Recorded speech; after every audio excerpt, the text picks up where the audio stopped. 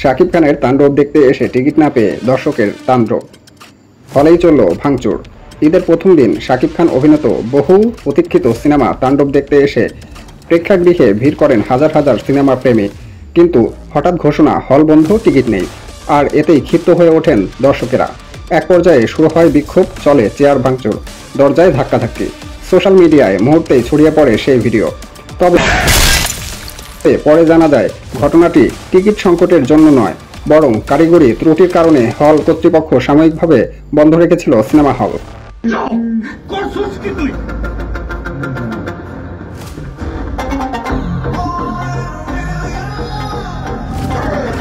দর্শকের এমন উচ্ছ্বাস প্রমাণ করে তাণ্ডব নিয়ে মানুষের আগ্রহ কতটা তুঙ্গে। তবে হল কর্তৃপক্ষের আরও প্রস্তুত থাকা কি উচিত ছিল না?